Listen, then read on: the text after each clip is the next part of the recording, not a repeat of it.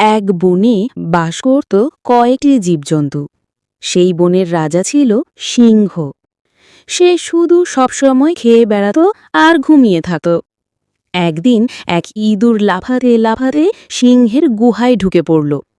তারপর কি হলো নিজেরাই দেখে নিন। এটা কোথায় এলাম আমি?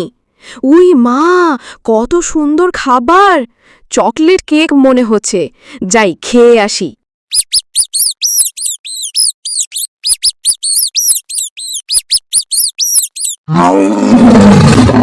কিরে ইঁদুর, তুই? তোর এত বড় সাহস! তুই আমার ঘুম ভেঙে দিলি, আমার নাক খাচ্ছিলি। তোকে তো আমি খেয়ে নিজের ক্ষুধা মিটাবো। রাজামশাই, রাজামশাই, আমাকে ক্ষমা করে দিন। আমি বুঝতে পারিনি। দূর থেকে দেখে মনে করছিলাম ওটা চকলেট কেক। আমি বুঝিনি রাজামশাই, আমাকে দয়া করে ক্ষমা করুন। সিংহ ক্ষমা করতে তাদেরকেই পারে যারা সিংহের কথা মান্য করে। আর তুই তো মান্য করা দূরের কথা, তুই সোজা আমার নাক খাচ্ছিলি। আমাকে তোর খাবার মনে হয়? আমি এখন উল্টো তোকে খাবো। রাজামশাই, আমাকে ক্ষমা করুন। আমি কখনো ভুলেও আর এই কাজ করব না। আমাকে ছেড়ে দিন রাজামশাই। আমাকে ছেড়ে দিন রাজামশাই। আমি ভবিষ্যতে আপনার কোনো উপকারে লাগতে পারি। কি? তুই এত পুষ্কে ছোট জীব, তুই করবি আমার উপকার? হ্যাঁ শালি, যা, তোকে ছেড়ে দিলাম। আর যেন কোনোদিনও এরকম না হয় বলে দিলাম।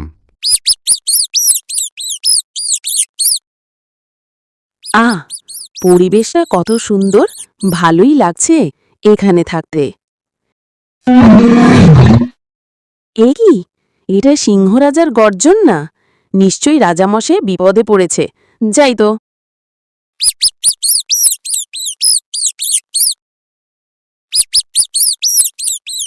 এ কি রাজামশাই, দাঁড়ান, আমি আপনার ভাত কেটে আপনাকে উদ্ধার করছি।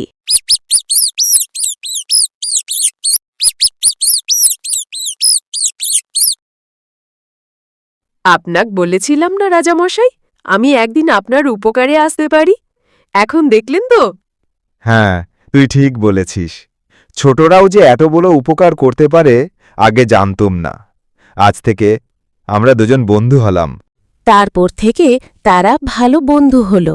একসাথে খেলাধুলা করে, লাফালাফি করে, গল্প করে আড্ডা দেয়, একসাথে মিলেমিশে থাকে। তাহলে ভিডিও শেষে আমরা যা বুঝলাম তা হলো, আপনারা কখনো ছোট ছোট জিনিসকে অবহেলা করবেন না। কারণ ছোট প্রাণী বা বস্তুই কিন্তু মাঝে মাঝে বড় উপকার করে ফেলে।